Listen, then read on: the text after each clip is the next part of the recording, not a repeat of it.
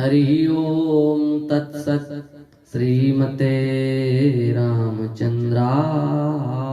नमः। ओम नमः परमहंसास्वादित चरण कमल चिन्मकरंदाय भक्तजन मानस निवासाय श्री रामचंद्राय वागीशायस्य वदने श्रीलक्ष्मीर्यस्य च वक्षसि यस्यास्ते हृदये संवेत् तं नृसिंहमहं भजे।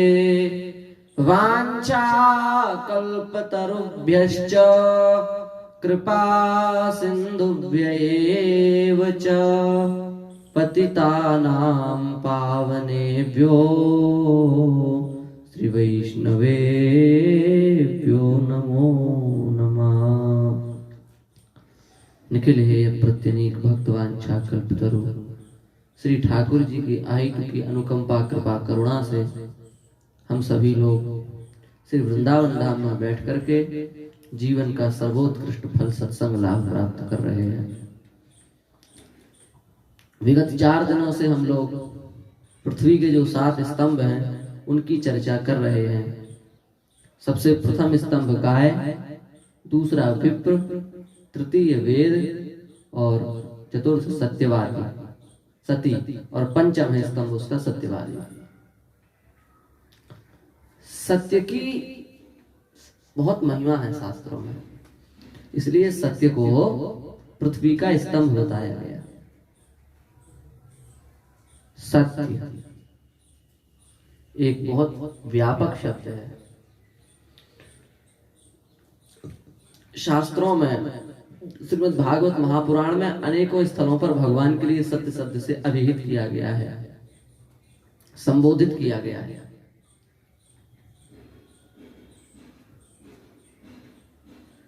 सत्य में भगवान में भेद नहीं है, भगवान ही सत्य स्वरूप है।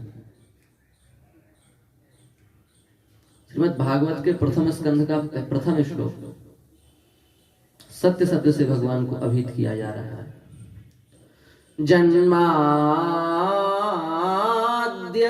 यतोऽन्वयादितरता चार्थेष्वभिज्ञः स्वराट् तेने ब्रह्म हृदय आदिकवये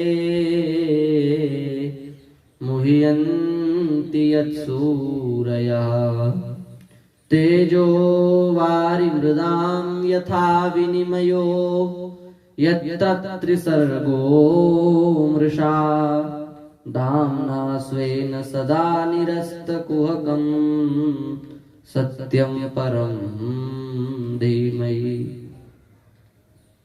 सत्यम परम धीमहि, भगवान सत्य स्वरूप है। भगवान को सत्य शब्द से अभिहित किया जा रहा है।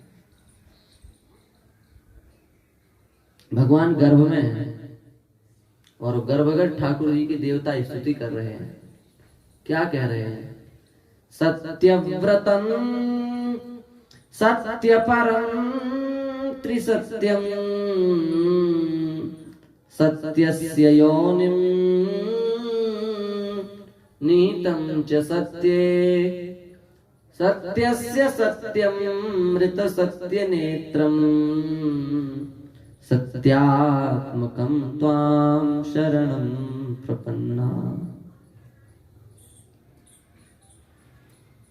सत्यव्रतं सत्यपरम त्रिसत्यं सत्यस्य योनिं निहितं च सत्ये सत्यस्य सत्यं मृत सत्यनेत्रं सत्यात्मकं त्वां शरणं प्रपन्ना।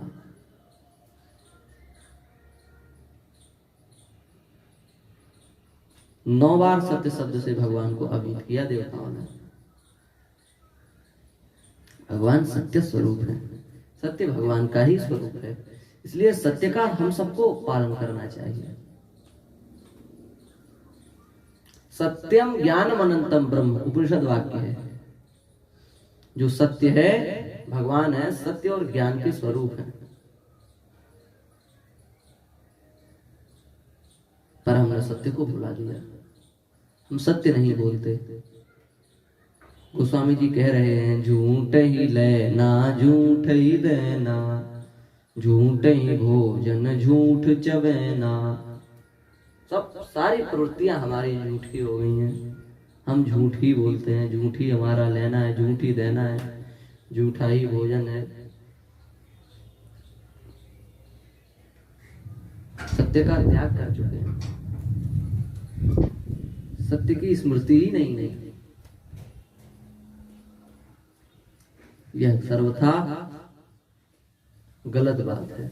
शास्त्रों में आया है, सत्येन धार्यते पृथ्वी, सत्येन तपते रवि, सत्येन वाति वायुश्च, सर्वं सत्ये प्रतिष्ठितम्। सत्य से, सत्य ने पृथ्वी को धारण किया हुआ। सत्य न धार्यते पृथ्वी, पृथ्वी जो है वो किसके द्वारा धारण की जाती है? बोले सत्य न, सत्य से पृथ्वी चलती है। सत्य पृथ्वी का स्तंभ है। सत्येन तपते रवि, सत्य से ही सूर्य आकाश में तपता है। और सत्येन वाति वायुश्च, सत्य से ही वायु बहती है, वायु भी सत्य के बल पर ही चलती है। सर्वं सत्ये प्रतिष्ठितम्, सब चीज, संपूर्ण पदार्थों की प्रतिष्ठा सत्य में ही है।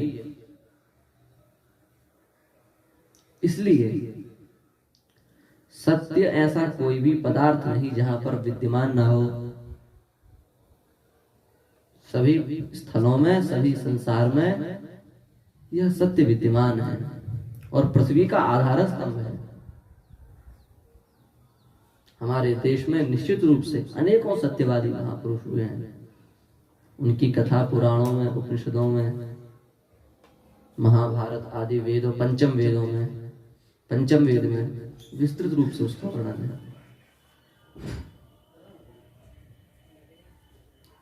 श्री दशरथ जी महाराज कितने बड़े सत्यवादी हैं, अपने प्राणों तक की भी बलि दे दी, पर सत्य नहीं छोड़ा।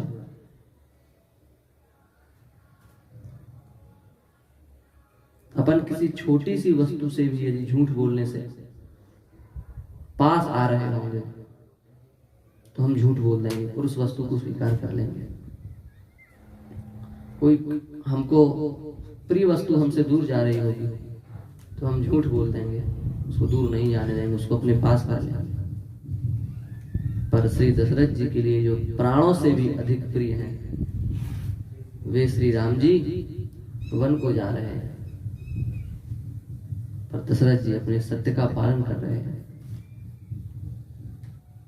प्राण ते अधिक राम प्रिय मोरे, राम जी प्राणों से भी अधिक प्यारे हैं, पर सत्य का पालन करना है, राम जी को भी वन भेज दिया।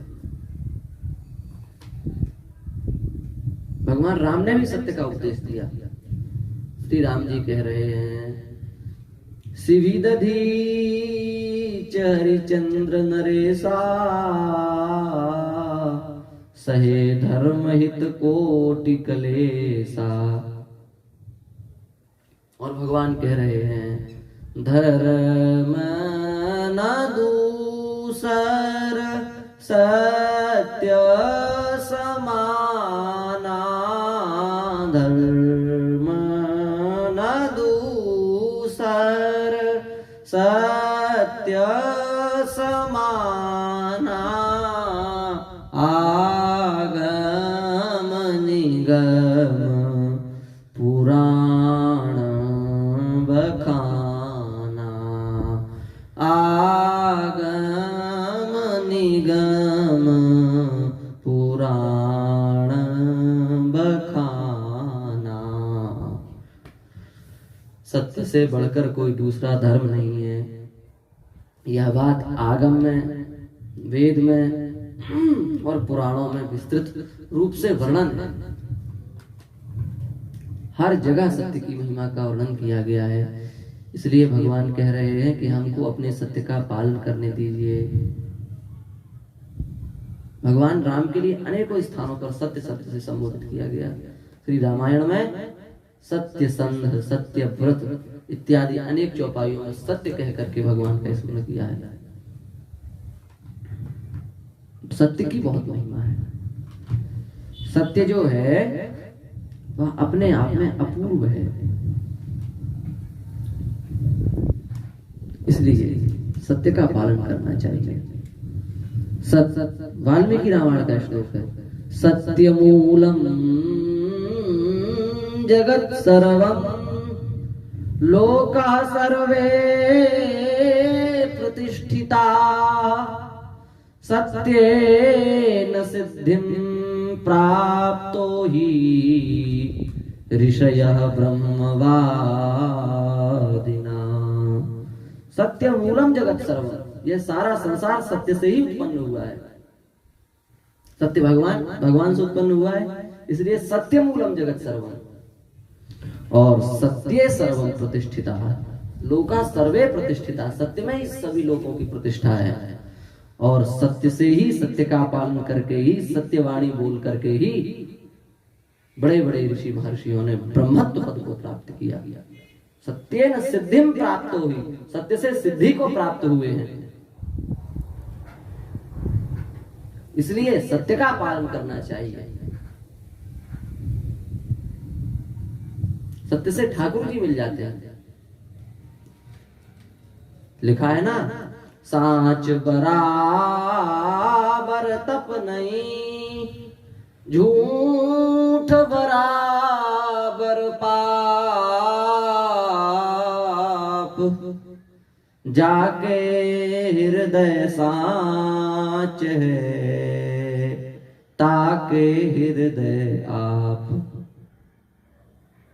सत्य बोलने से बढ़कर के कोई तप नहीं है और झूठ बोलने से बढ़कर कोई पाप नहीं है।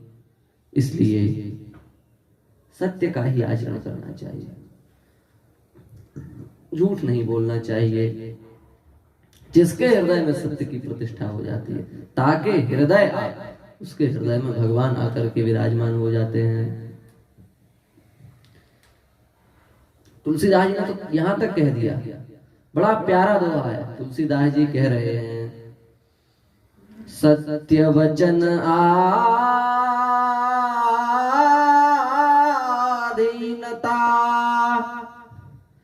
परतीयमातु समान।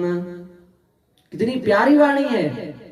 तुलसीदास जी क्या कह रहे हैं, सत्य वचन आधीनता, परतीयमातु समान, इतने पर हरि नाम मिले, इतने पर हरि नाम मिले। तुलसीदास जमान। तुलसीदास जी कह रहे हैं, इन तीन बातों का आप पालन करो, भगवान आपको निश्चित रूप से मिल जाएंगे। नहीं तो आप हमको जवान खोर कहना, आप हमको झूठा साबित कर देना। क्या प्रथम बात कह रहे हैं, सत्य वचन, सत्यवाणी बोलो, असत्य भाषण मत करो। व्यक्ति किसी लोभ के कारण ही असत्य भाषण करता है, उस लोभ का भी त्याग कर दो, पर झूठ मत बोलो।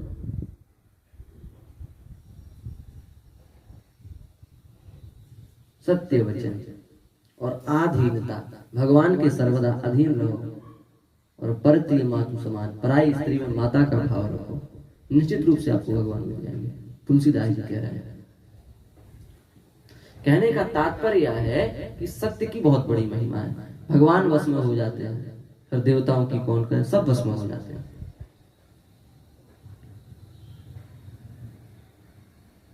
इसलिए सर्वम सत्य प्रतिष्ठितम, सत्य में सब कुछ समाया हुआ है। किसी विशेष प्रकार के लोभ से हम झूठ बोल दें तो हमारी दुर्गति हो जाएगी। वेदांत की दृष्टि से भी देखा जाए तो सब कुछ मिथ्या ही है। जो तीनों कालों में रहे उसे सत्य कहते हैं, और इस संसार में त्रिकालाबाद कोई वस्तु है ही नहीं। ऐसा कोई भी ज्ञात सत्ताक पदार्थ नहीं है जो पदार्थ संपूर्ण समय संपूर्ण काल में स्थित है। ऐसा कोई भी पदार्थ इस संसार में विद्यमान नहीं है, सब मिथ्या ही है।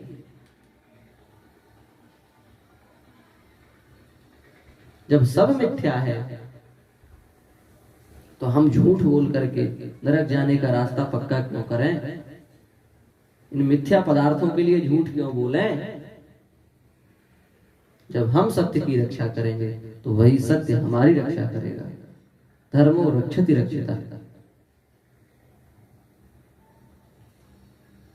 अडिग रहना चाहिए सत्य के मार्ग में।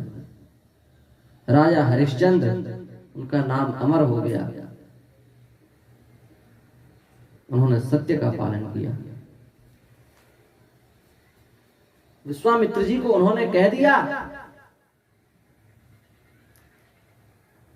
हम आपको सारा राज्य प्रदान करेंगे। विश्वामित्र जी ने सारा राज्य ले लिया। विश्वामित्र जी ने कहा कि दान देने से बाद दक्षिणा रखी जाती, दान देते समय आप दक्षिणा दो। उन्होंने मंत्री से कहा कि जाओ स्वर्ण मुद्राएं ले आओ। तो विश्वामित्र जी ने कहा कि अब राज्य तो हमारा हो गया है, स्वर्ण मुद्राएं तुम्हारी कहां से? ये भी हमारी है, स्वर्ण मुद्रा नहीं दे सकते तुम। तब उन्होंने कहा कि कुछ समय के लिए कुछ समय दो हमको, हम व्यवस्था कर देते हैं 1000 स्वर्ण मुद्राओं का। 1 माह का समय लिया और स्वर्ण मुद्राओं की व्यवस्था की। पर विधान ऐसा था कि वो स्वर्ण मुद्राएं कोई चुरा के ले गया और उस पोटरी में कंकड़ भर के चला गया। हरिश्चंद्र जी ने दी, विश्वामित्र जी ने खोली तो कंकड़, अरे इतने बड़े ब्राह्मण का ऐसा अपमान, हम तुम्हें श्राप दे देंगे। हरिश्चंद्र जी ने कहा, महाराज हमारा दोष नहीं है, पता नहीं कौन चुरा करके ले गया, हम पुनः व्यवस्था कर देंगे। स्वपच के यहाँ स्मशान घाट में 500 स्वर्ण मुद्राओं में स्वयं को उन्होंने बेच दिया और 300 स्वर्ण मुद्राओं में अपनी पत्नी को बेच दिया और 200 स्वर्ण मुद्राओं में अपने पुत्र को बेच दिया।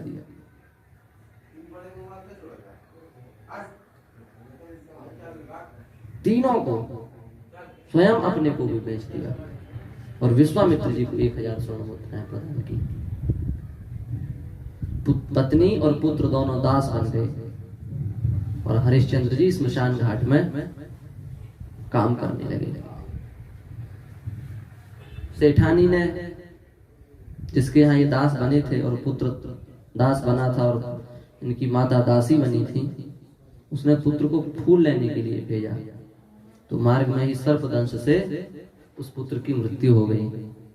अब पति भी नहीं है और पुत्र भी नहीं है, माता की क्या स्थिति होगी। पर बड़े धैर्य से उन्होंने उस पुत्र को रखा और स्मशान घाट की ओर चली गई। हरिश्चंद्र ने देखा कि हमारी पत्नी आ रही है, पुत्र मर चुका है, पर उन्होंने धैर्य का परित्याग नहीं किया। उन्होंने कहा कि आप अपने पुत्र को तभी यहाँ पर जला सकती हैं जब आप हमें कुछ भेंट करें। उन्होंने कहा कुछ भी नहीं है। उन्होंने कहा फिर भी आपको भेंट तो कुछ ना कुछ करना ही पड़ेगा। तब उसने, उस सती साध्वी पतिव्रता स्त्री ने अपना कपड़ा फाड़ा और वो भेंट किया। भेंट करने का जैसे ही उसने हाथ बढ़ाया, उसी समय एक राजा आ गया और उसने कहा कि ये स्त्री सबको मारती हुई डोलती, इसी ने इस लड़के को मारा, सर्पदंश से नहीं मरा, इस स्त्री ने ही इसको मारा है। राजा ने कहा कि फांसी पर चढ़ा दिया जाए और हरिश्चंद्र को आज्ञा दी कि तुम ही इसको फांसी पर चढ़ाओगे। काशी के राजा की बात मान करके हरिश्चंद्र जी महाराज अपनी पत्नी को ही फांसी देने को उद्यत हो गए। उसी समय आकाशवाणी हुई, आकाश में सभी देवता आए, भगवान आए और विश्वामित्र जी आए और सबने प्रसन्न होकर के आशीर्वाद दिया कि आज से सत्यवादियों में सबसे पहले तुम्हारा नाम कहा जाएगा। लोग कहते हैं सत्यवादी हरिश्चंद्र हो क्या? ये बात है। सत्य के लिए अपने जीवन का महत्व नहीं समझा, अपनी पत्नी का महत्व नहीं समझा, अपने पुत्र का महत्व नहीं समझा। उसका परिणाम यह हुआ, मरना तो सबको ही है, पर राजा हरिश्चंद्र अमर हो गए। ये सत्य की महिमा। इसलिए भैया आप सत्य का साथ मत छोड़ें, वो सत्य आपकी रक्षा करेगा। सत्य हार नहीं सकता। सत्य सामने आने में समय लग सकता है, पर सत्य पराजित नहीं हो सकता। ये जितने भी असत्य है, चोरी है, हिंसा है, कपट है, छल है, इनकी जड़ नहीं है। ये केवल आगंतुक है, ये आते जाते रहते हैं। हम आपसे कहें कि आप आज से असत्य ही बोलना, सत्य मत बोलना, कभी सत्य मत बोलना, आप असत्य ही बोलें। आप रह सकते हैं असत्य बोल करके? नहीं रह सकते। आपको भूख लगेगी और आप असत्य बोलोगे तो आप क्या कहोगे? हमें भूख नहीं लगी। फिर भूख और तेज लगी तो फिर आप झूठ बोलोगे, हमें भूख नहीं लगी। भूखे मर जाओगे कि नहीं? ऐसे ही प्यास लगेगी तो आप कहोगे नहीं लगी, बढ़ जाएगी तो भी नहीं लगी, प्यासे मर जाओगे। आप सत्य बोल करके पूरे जीवन रह सकते हो, पर असत्य, केवल असत्य भाषण करके एक दिन भी आप जीवित नहीं रह सकते। क्यों? क्योंकि असत नाम का कोई पदार्थ है नहीं, उसकी जड़ नहीं है, वह केवल आगंतुक है, आता जाता रहता है। पर सत्य तो शाश्वत है, नित्य है। और उसका प्रमाण यह है कि आप जीवन भर सत्य का व्रत लेकर के सत्यवादी हो सकते हैं। अनेकों हुए भी हैं, पर आज तक ऐसा कोई नहीं हुआ जिसने हर बार असत्य बोला हो, क्योंकि उसकी स्थिति ही नहीं है। वो पदार्थ, असत पदार्थ जो हैं, उनमें किसी व्यक्ति की स्थिति नहीं हो सकती, पर सब पदार्थों में व्यक्ति स्थित हो सकता है। पर हम थोड़े थोड़े स्वार्थ के कारण, अज्ञान के कारण झूठ को आश्रय दे देते हैं, इसलिए हमारी दुर्गति हो जाती है। किसी भी स्थिति में सत्य का त्याग ना करें। धन, लक्ष्मी, संपदा, वैभव, यश, कीर्ति आपको कभी छोड़ के जा नहीं सकती। बड़ा अच्छा पुराणों में एक आख्यान है, एक राजा दान देता रहता था, दान करता था, और उसका एक और स्वभाव था।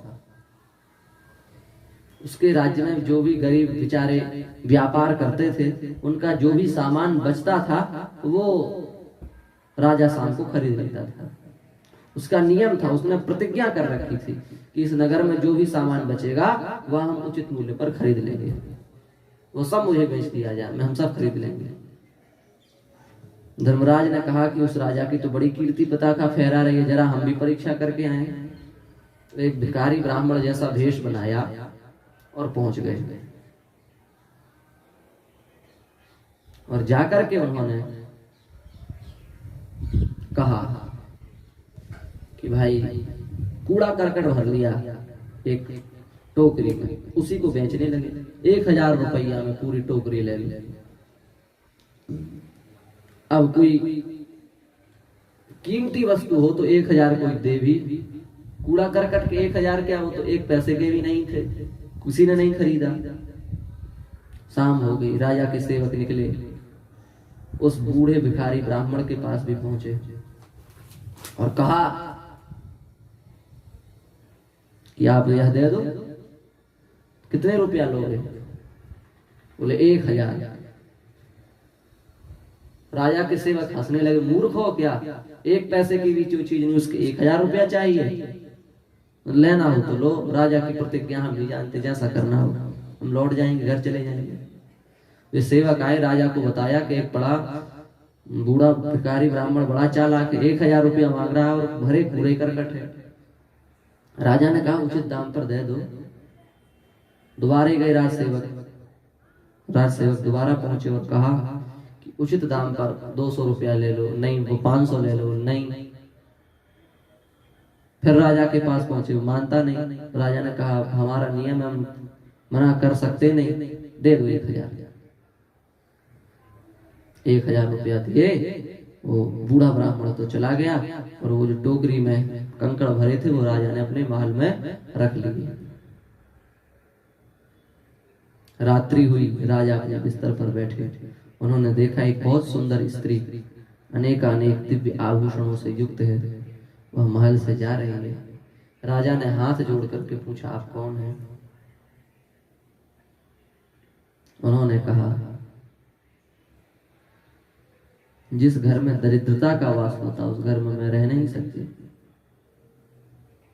आपने कूड़े करकट को स्थान दिया है, अब आपके घर में हम रह नहीं सकते, हम आपको छोड़ करके जा रहे हैं। लक्ष्मी जी जाने लगी और चली गई। अपने घर में दरिद्रता को स्थान दोगे तो लक्ष्मी नहीं आएगी। उस घर से, उस महल से लक्ष्मी जी चली गई। थोड़ा देर बाद एक बहुत सुंदर पुरुष वहां पर आया और वह भी जाने लगा। राजा ने हाथ जोड़ करके पूछा, आप कौन हैं? उस पुरुष ने कहा कि हम दान हैं। अब आपके पास लक्ष्मी नहीं है तो आप दान कैसे करेंगे, इसलिए हम भी आपको छोड़ करके जा रहे हैं। राजा ने उनको भी प्रणाम किया, वो भी चले गए। कुछ देर बाद यज्ञ आए। राजा ने हाथ जोड़ करके पूछा, आपका परिचय? उन्होंने कहा कि मैं यज्ञ हूं। जब दान नहीं है तब यज्ञ कैसे होगा? क्योंकि यज्ञ, देव पूजा, संगतिकरण और दान, ये तीन कार्य जहां पर संपन्न होते हैं उसे यज्ञ कहा जाता है। यदि आज ये तो विच पृच्छ रक्षो नंग सूत्र से नंग प्रत्यय होकर के यज्ञ शब्द की सिद्धि होती है। यदि देव पूजा, संगतिकरण, दान इस धातु से नंग प्रत्यय करके यज्ञ शब्द की सिद्धि होती है। अब दान नहीं तो यज्ञ कैसे होगा? इसलिए यज्ञ भगवान भी वहां से निकल गए। यज्ञ के कुछ देर जाने के बाद, कुछ देर बाद यश आया, कीर्ति आई, वो भी जाने लगे। राजा ने कहा, आप क्यों जा रहे हैं? बोले, यज्ञ ही नहीं करोगे तो तुम्हारी कीर्ति कैसे होगी, यश कैसे फैलेगा संसार में? हम भी जा रहे हैं। वो भी चले गए।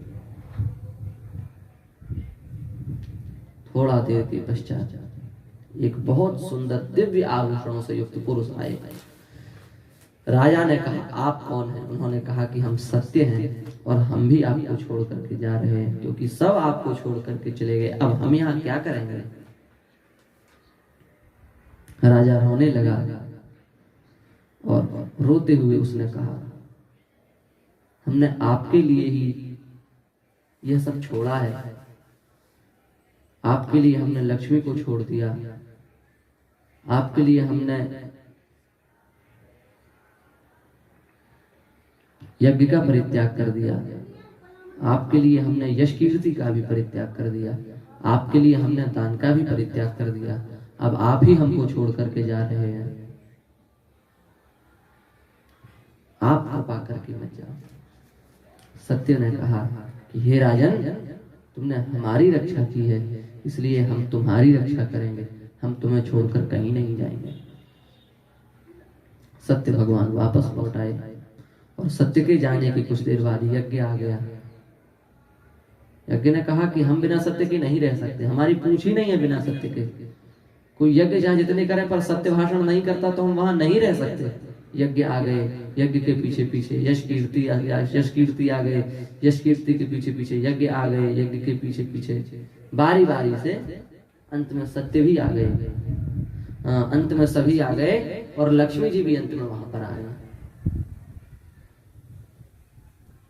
कहने का भाव यह है कि सत्य से ही सब कुछ है। आप सत्य के मार्ग पर स्थित रहेंगे तो सारे पदार्थ आपको अपने आप मिल जाएंगे। आप असत्य भाषण करेंगे तो भी बात नहीं बनेगी, इसलिए सत्य भाषण ही करेंगे।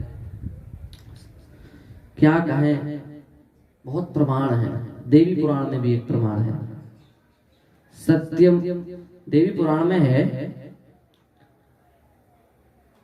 और देवी पुराण के साथ साथ शिव पुराण में भी प्रमाण उपलब्ध होता है। शिव पुराण में लिखा है, सत्यमूलम परम ब्रह्म सत्यम ही परम तपः। सत्यमूलम परम ब्रह्म सत्यम ही परम तपः। सत्यमूला क्रिया सर्वा सत्यात् परतरं नहीं। सारी क्रियाएं सत्य से ही संपन्न होती हैं, सत्य से अलावा कुछ भी नहीं। पर भैया एक बात का बस ध्यान रखें, सत्यम ब्रूयात प्रियम ब्रूयात। यदि आपके सत्य से किसी व्यक्ति की हानि हो रही हो, किसी व्यक्ति की मृत्यु हो रही हो, तो वहां पर आप मौन हो जाएं। हम यह नहीं कहते कि आप असत्य ही बोलें, पर आप मौन हो जाएं। सत्यम न सत्यम खलु यत्र हिंसा। वह सत्य सत्य नहीं है जिसमें हिंसा हो रही है। इसलिए सत्य भाषण करें, पर किसी की हिंसा को उत्पन्न ना करें, किसी को मारने के लिए सत्य ना बोलें। सत्यम न सत्यम खलु यत्र हिंसा दयाच दयान्वितम चान्द्रतमेव सत्यम। दया से युक्त जो सत्य है वही सत्य है। इसलिए प्रिय सत्य बोले। और जहां तक बने, सत्य का आचरण बहुत अच्छा है, और जहां तक बने प्राण संकट भी आ जाए तो भी सत्य का त्याग ना करें, सत्य भाषण ही करें। पुराणों में एक बहुत अच्छी कथा आती है नंदा गाय की।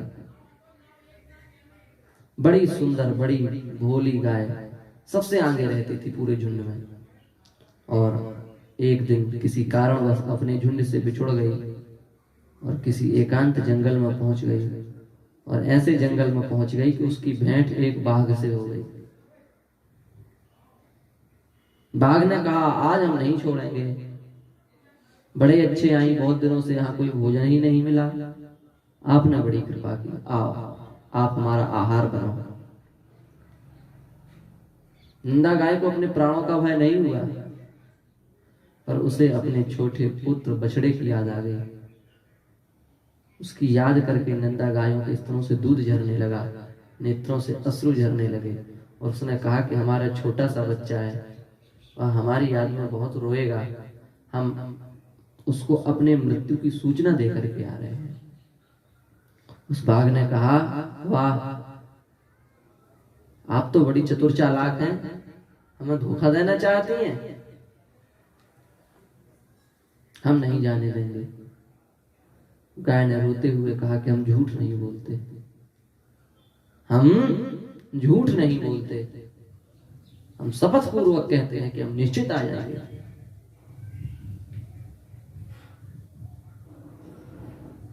बाघ ने छुट्टी दे दी। वह दौड़ते हुए अपने पुत्र के पास में आई और पुत्र के पास में आकर के उसने सूचना दी।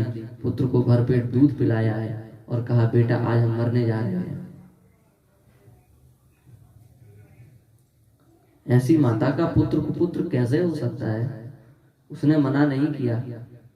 उसने कहा, माते हम जाते हैं, हे माता आप यहीं रहो, हम उसकी बलि बनने जाते हैं। माता ने उसको समझाया है, धर्मशास्त्र का उपदेश दिया, नीति शास्त्र का उपदेश दिया और परिवार वालों से कहा कि आप इसकी देख रेख करना, हम जा रहे हैं।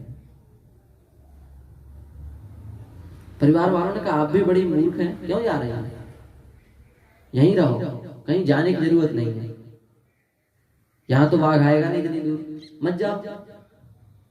उसने कहा, हम झूठ नहीं बोल सकते। परिवार वालों ने कहा कि प्राणों पर संकट हो तो झूठ बोलने में कोई पाप नहीं है। उसने, हम फिर भी नहीं बोल सकते। अपने बच्चे को पुचकार करके वह गाय बाघ के पास पहुंची और बच्चा अपनी माँ के वियोग को सहन नहीं कर पाया। दौड़ करके वह भी अपने माता के पीछे पीछे बाघ के समीप पहुंच गया और बाघ और माता के बीच में जाकर के खड़ा हो गया। मानो वह संकेत कर रहा है कि आप हमारी माता को छोड़ दो, हमारा भक्षण कर लो। बाघ का उस नंदा गाय का दर्शन करके बाघ का चित्त बदल गया। उसने कहा कि हम आपके सत्य से बड़े प्रभावित हुए, हमारी हिंसक वृत्ति छूट गई और आज से आप हमारी बहन और ये पुत्र जो आपका वह हमारा भांजा है, आप वरदान मांगो। उसने कहा, आप हिंसा का भाव छोड़ दो, हिंसा अच्छी चीज नहीं है, भगवान आप पर बहुत कृपा करेंगे। इतना संवाद करते ही उस बाघ ने कहा कि हे देवी अपना नाम बताओ। नाम बताते ही उस गाय ने कहा कि मेरा नाम पद्मा है, और नाम बताते ही उस बाघ के पूर्व जन्म के संस्कार उदित हो गए। और उसे ध्यान आया कि मैं एक राजा था, एक हिरणी को मैंने मार डाला, इसलिए मैं इस बाघ बन गया, और आज इस गाय के सत्य के प्रभाव से मेरी रक्षा हुई। उसी समय धर्मराज प्रकट हो गए, और धर्मराज ने प्रसन्न होकर के कहा कि आज आपने सत्य की रक्षा की, आप वर मांगो। पद्मा गाय ने 3 वर, नंदा गाय ने 3 वर मांगे। मैं अपने पुत्र के साथ उत्तम लोक को प्राप्त हूँ, यह स्थान तीर्थ बन जाए, और यह सरस्वती नदी मेरे नाम से प्रसिद्ध हो। धर्मराज ने 3 वर उसके पूर्ण किए, और वह एक महातीर्थ बन गया। ये है सत्य की महिमा। यदि वह झूठ बोलती तो अधोगति को प्राप्त होती, पर सत्य बोल करके उसकी सत्य ने रक्षा भी की, और वह बड़े उत्तम लोक को प्राप्त हुई।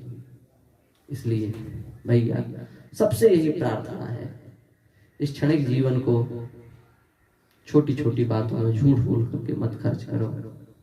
हमारा स्वभाव बन गया झूठ बोलने का। 12 वर्ष तक जो झूठ से दूर रहता है उसकी वाणी सिद्ध हो जाती है। वह जो कहता है वैसे कार्य सत्य प्रतीत होने लगते हैं, सत्य घटित होने लगते हैं। इसलिए आप सत्य का आचरण करें, सत्य आपकी रक्षा करेगा। परलोक में सत्य ही, धर्म ही हमारे साथ जाएगा।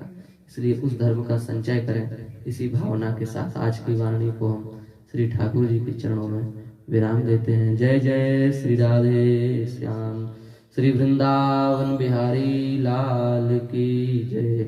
सब संतन की जय, सब भक्तन की जय।